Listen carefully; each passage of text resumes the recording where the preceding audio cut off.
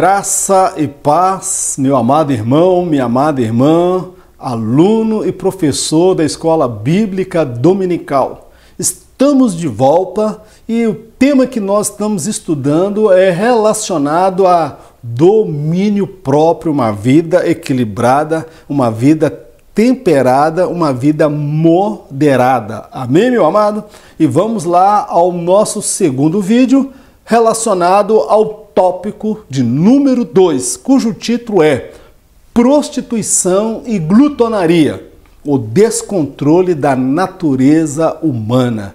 Meu irmão, o comentarista ele destaca aqui a prostituição e a glutonaria. Mas no primeiro vídeo, se você assistiu, nós apontamos vários outros desequilíbrios aí e descontrole da natureza. Não se restringe aí à prostituição e à glutonaria. Há muito mais coisa envolvida aí dentro desta área. Talvez o tempo não será o suficiente para expormos aí vários temas importantíssimos, mas vamos procurar dentro desse tempo que nós temos falar aquilo que o Senhor comunicou aos nossos corações. Vamos então ao nosso primeiro subtópico, fugir da prostituição. Toda e qualquer relação sexual fora do casamento é abominável aos olhos do Senhor, seja ela heterossexual ou homossexual. Tais práticas são uma afronta à santidade de Deus e ele não se deixa ser zombado. Meu amado, observe, nós temos a tendência de fazer distinção entre pecadinhos e pecadão. Nós temos a tendência de fazer associação de pecados socialmente toleráveis e pecados socialmente reprovados. Mas vamos deixar de lado a nossa hipocrisia religiosa e vamos olhar sobre a ótica de Deus. Para Deus, toda relação sexual fora do casamento é algo para ele reprovável e abominável. Seja a relação heterossexual. Nós falamos muito e condenamos muito a prática homossexual, pessoas do mesmo sexo, homem com homem e mulher com mulher. Nós colocamos muitas vezes essas pessoas na sociedade em evidência e encobrimos os inúmeros casos de adultério que estão aí mascarados dentro da igreja. Jovens, rapazes tendo relação sexual com a sua namorada. Nós encobrimos aí. Então nós colocamos as pessoas que são homoafetivas em evidência. Não estou aqui abonando ou acoitando, consentindo com esta prática pecaminosa. A Bíblia, ela condena. Mas vamos ser honestos, a Bíblia condena, meu irmão, é toda relação sexual fora do casamento. O adultério é algo abominável para Deus, mas muitas vezes nós consentimos com adultério dentro da nossa igreja. Paulo, escrevendo aos Coríntios, ele trata de um caso de um rapaz que estava tendo um caso com a mulher do pai dele, com a madrasta. Olha que situação mais vergonhosa dentro da casa de Deus. E eu pergunto, meu amado, foi o último caso de adultério dentro da igreja? Não. Há inúmeros outros casos, muitos não vêm a público. Dependendo da patente do cargo e a posição, aquele pecado ali ele é até encoberto. Pastores que trocam de esposa, troca a esposa que foi companheira fiel de 40, 50 anos de casado, depois está trocando a esposa por uma de 20 anos, uma de 23 anos, de 18 anos, que perdeu a vergonha, perdeu a decência. Jovens que estão aí cantando na mocidade, que estão aí liderando, exercendo função, mas estão em pecado. Estão na fornicação, na pornografia digital, que é uma prática sexual, entendeu? Onde a pessoa se satisfaz a si mesma através da masturbação. Então, meu querido, fugir da prostituição, foge da lascívia, da imoralidade, da depravação moral, sexual, daquilo que é abominável, meu irmão, aos olhos de Deus, porque Deus não condena, meu irmão, não é somente a prática homoafetiva, não, a prática hétero também, fora do casamento, a relação homem e mulher, ainda que seja homem e mulher, Deus não aprova não, meu querido, é reprovado por Deus do mesmo jeito. E a sentença é a mesma, Deus ele não se deixa zombar. O homem pode achar que está brincando com Deus, mas Deus não é menino para brincar. Deus ele não se deixa escarnecer. A Bíblia fala que o pecador não permanecerá na casa do Senhor. Meu irmão, se hoje ouvires a voz do Senhor teu Deus, não endureçais os vossos corações. Eu falo sempre, o meu telhado ele é de vidro. Eu cuido da minha vida para que eu não caia, porque eu também estou sujeito a isso aí, meu amado. Quando eu falo aqui, eu não falo como portador da moralidade. Eu não falo aqui como santarrão perfeito. Eu falo no temor de Deus para pessoas que são sujeitas a todo pecado e fraqueza, como eu também sou. Eu estou sujeito a cometer o pior dos pecados. O que me impede de cometer determinados pecados, meu irmão, é a graça de Deus sobre a minha vida, é a graça de Deus sobre a sua vida. Mas no momento que eu me mostrar arrogante, prepotente, melhor do que os outros, santarrão demais, Deus ele retira a graça e eu vou me deparar com a minha natureza pecaminosa. Aí, meu irmão, essa natureza pecaminosa, ela fará coisas abomináveis. Que Deus guarde as nossas vidas. Vamos prosseguir então na nossa lição. Eu quero fazer uma reflexão.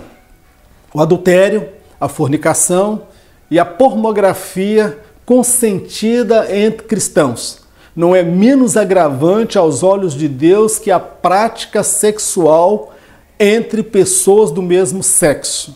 Deus há de julgar a ambas sem distinção. Então, meu irmão, está dado o recado aí. O adultério, a fornicação, a pornografia, que é consentida aí entre cristãos. Vou falar a verdade, irmão. Vamos deixar de ser hipócritas. Dentro das nossas igrejas existe muita coisa para ser consertada. Muitas pessoas precisam se arrepender. Então, essas práticas elas não são menos abomináveis ou reprováveis, não. Deus há de julgar tanto uma quanto a outra. Nós falamos disso. Ele não faz distinção. Deus ele trata o pecado.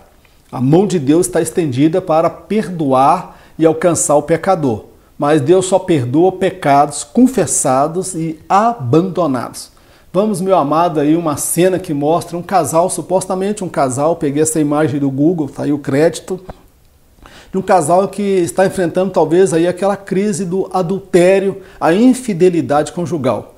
Quantos estão aí na casa de Deus, marido e mulher? A mulher sabe que o homem está em pecado e ele está à frente liderando a obra de Deus como pastor, como presbítero, como professor. Minha irmã, meu irmão, é hora de abandonar a hipocrisia. Ananias e Safira morreram dentro da casa de Deus. Não podemos usar de mentira e de engano, porque a mentira, o engano, a prostituição, o adultério, ela impede o mover da graça de Deus, do Espírito Santo de Deus na minha vida. Imagina se eu estou à frente de um rebanho, estou na prática aí do adultério, da prostituição, estou tendo relação sexual fora do meu casamento, é algo abominável. Uma igreja que é liderada por alguém que vive nessa prática é uma igreja derrotada, é uma igreja onde foi dada a legalidade para a ação de espíritos que irão agir na área da sexualidade dos jovens, dos adolescentes e de todos os casais da igreja. Então, meu amado, é hora de mudarmos e abandonarmos essas práticas vergonhosas que a Bíblia condena. Vamos então ao nosso segundo subtópico nesta lição. A disciplina em casos de prostituição. A disciplina bíblica tem como objetivo confrontar o pecador com o seu pecado e levá-lo ao arrependimento verdadeiro. Este é o objetivo, meu irmão, da disciplina. Levar o pecador a ser confrontado com o seu pecado. O comentarista ele faz menção daquele rapaz que Paulo orientou que ele fosse disciplinado, que ele fosse tirado da comunhão da igreja, para que a alma dele fosse salva. Ele seria entregue na mão de Satanás, fala das suas paixões, na sua lascívia, a imoralidade, e a carne dele seria destruída. Era um método que Deus iria trabalhar na vida daquele rapaz para levá-lo a um arrependimento. E lá na segunda carta aos Coríntios, quando Paulo escreve, ele manda ir lá buscar aquele rapaz, porque ele ouviu dizer que ele estava arrependido, quebrantado, para que ele não perecesse, porque ele foi confrontado e estava arrependido. Mas se ele não tivesse sido confrontado com o pecado, ele não teria passado pelo arrependimento e teria morrido em pecado e ia para o inferno. Você que é pai, você não pode consentir que o seu filho cante na mocidade, cante no grupo de jovens. Você sabe que o seu filho já está tendo relação sexual fora do casamento. Você está preparando o seu filho, não é para morar no céu, você está preparando o seu filho para morar no inferno. Então, meu irmão, precisamos aí de equilíbrio até na hora de tratar com os nossos filhos. Nós não podemos ser semelhantes ao sacerdote Eli, que tratava o pecado do filho dos outros, mas não tratava o pecado dos seus filhos, Ofni e Finéias. Para as pessoas que iam, ele chegou, tratou Ana como se ela tivesse embriagada. Ele era rigoroso demais para tratar o pecado fora da sua casa. Mas dentro da sua casa ele não tratava o pecado. O resultado é que os 2 filhos do sacerdote Eli morreram no mesmo dia, e Eli, balançando na cadeira, caiu e quebrou o pescoço e morreu. Pai e os 2 filhos no mesmo dia, porque não trataram o pecado e a imoralidade que estava reinando dentro da casa de Deus. Você precisa tratar desse assunto com seu filho. Você precisa sentar com a sua filha, você que é mãe, ver as amizades da sua filha, com quem ela se relaciona, quais são os amigos dela, quais são as amizades. Você precisa saber conversar com a sua filha, falar de sexualidade, tratar com a sua filha deste assunto, porque muitas mães não conversam com as filhas. Elas vão saber sobre sexo, sobre virgindade, gravidez, com as amiguinhas que não servem a Deus, ou às vezes até aquela lá na igreja, que está lá na casa do Senhor, no grupo de jovens, de adolescentes, que já perdeu a vergonha, já perdeu o pudor, já perdeu a moral. É ela que vai ser a conselheira da sua filha. Se você não sentar com a sua filha e com seu filho para conversar, Satanás irá enviar um para convencer e ensinar o seu filho a coisa errada, a maneira errada. Então isso é a responsabilidade do pai e a responsabilidade da mãe. Conversar com o filho. Isso não é responsabilidade do pastor, não. O pastor, ele não tem bola de cristal para saber que o seu filho está em pecado, que o seu filho está em prostituição. Você que é pai, é pastor dentro da sua casa. Você que é mãe, é pastor aí dentro da sua casa. Amém, meu querido? A coisa é séria. Talvez nós consentimos com o erro dos nossos filhos e sem perceber. Nós estamos preparando os nossos filhos para morar no inferno, no lago de fogo eterno, preparado para o diabo e os seus anjos. Eu tenho certeza, você que é pai, você não deseja isso para o seu filho. Mas se você não agir, não ter equilíbrio e para lidar com essa situação, você vai acabar perdendo a sua casa. Vamos, meu amado, para um momento de reflexão. A Santa Ceia é a única ocasião em que somos o réu e o juiz ao mesmo tempo. Se decidirmos liberar o réu hoje, apenas estaremos adiando o julgamento, pois no juízo final, todos os réus liberados aqui na terra serão sentenciados ao fogo eterno. Uma coisa importantíssima na casa de Deus chama-se Santa Ceia. Aquele rapaz que Paulo se refere, por várias ocasiões ele participou da ceia do Senhor indignamente, ele estava em adultério. Ele estava traindo o próprio pai. Olha que nível que aquele rapaz chegou. ele estava traindo o próprio pai, deitando-se com a mulher do pai dele. Meu amado, na Santa Ceia, a Bíblia fala que examine o homem a si mesmo. A Santa Ceia, eu costumo dizer que naquele momento ali, antes de eu tocar nos elementos da ceia, a Bíblia fala que eu examine a mim mesmo. Ali eu sou o juiz e sou o réu. Eu analiso a minha vida. Se eu estiver em pecado, eu posso colocar a mão no pão da ceia e tomar o vinho. Mas eu vou estar liberando o réu. Eu vou estar liberando o pecador. Porque eu vou ter vergonha de assumir perante as pessoas que eu não estou em comunhão. Então, se as pessoas verem que eu não participei da ceia, elas vão ver que eu sou obreiro, que eu sou presbítero, que eu não participei, que de repente eu estou com alguma falha. E por causa das aparências, nós tocamos nos elementos da ceia. Ô, meu irmão, isso aí é adiar o juízo. Você pode liberar o réu hoje, na qualidade de juiz, mas só tem uma coisa. Você está somente adiando o julgamento, porque se você se permite participar da ceia do Senhor indignamente, é uma decisão sua. Jesus não proibiu Judas de participar da última ceia, mas ele participou em pecado. E Satanás entrou nele, posteriormente ele cometeu suicídio. Meu irmão, tenha cuidado com a ceia do Senhor. A ceia do Senhor é uma oportunidade de nós reconciliarmos, de pedirmos a disciplina.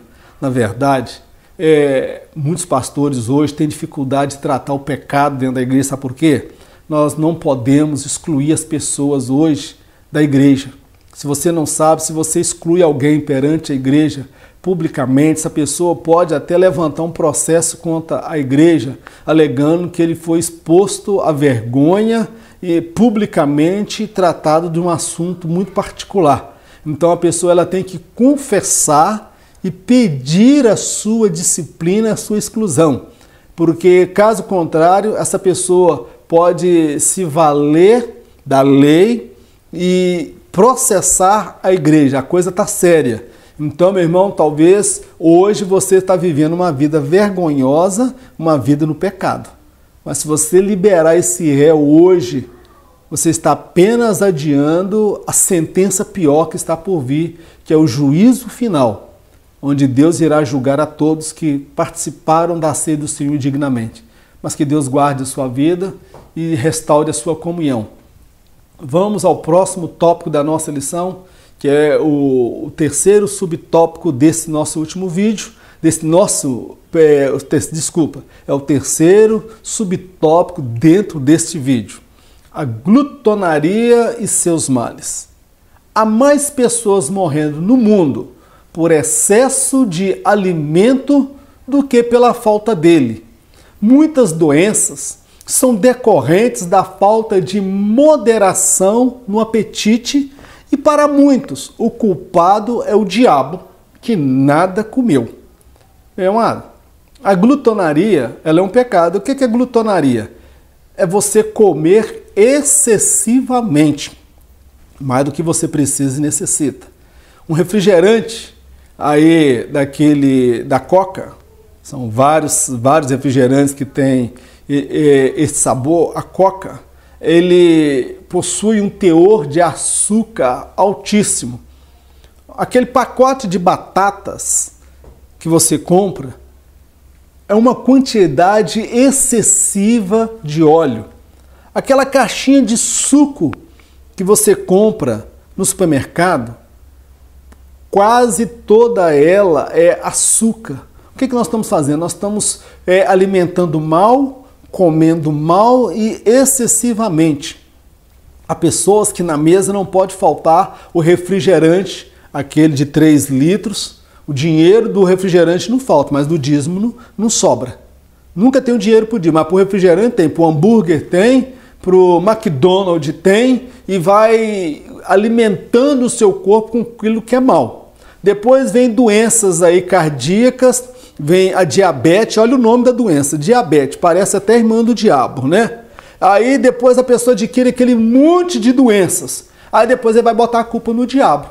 Eu não vi o diabo comendo nada gorduroso, eu não vi o diabo comendo nada com excesso de açúcar, eu não vi o diabo comendo nada com excesso de massa, e nós acabamos colocando a culpa no diabo. Eu não quero ser advogado do diabo não, meu irmão.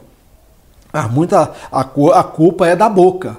Há mais pessoas no mundo morrendo por excesso de comida, pessoas obesas, pessoas que não têm freio na boca, não têm domínio.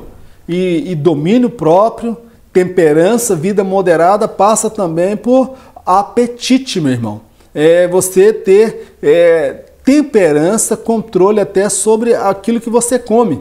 Alguns comem em excesso, depois vão ficar com as curvas um pouco mais arredondadas, vão ter problemas no joelho, problemas na coluna, problema nos ossos, e depois vão pagar um alto preço em oração, pedindo para Jesus curar. Meu irmão, precisamos fechar a boca e ter controle e domínio próprio. Amém, meu querido? Então que Deus tenha compaixão da nossa vida. Eu uso aí esta imagem de uma mulher aí, a princípio ela é uma mulher magrinha, né? Você pode observar. Mas eu tenho certeza, se ela tivesse esse costume de comer com tanta comida e excessivamente, ela vai acabar ficando obesa.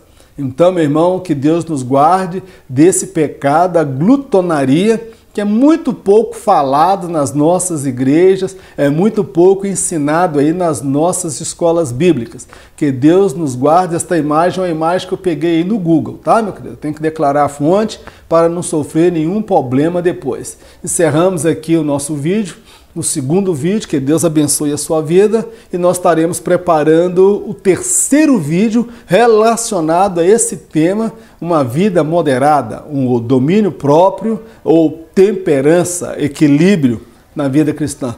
Você poderá clicar, assistir o primeiro vídeo e assistir o terceiro vídeo desta lição de número 11. Que Deus abençoe a sua vida e eu te aguardo no próximo e último tópico, que será o nosso terceiro vídeo.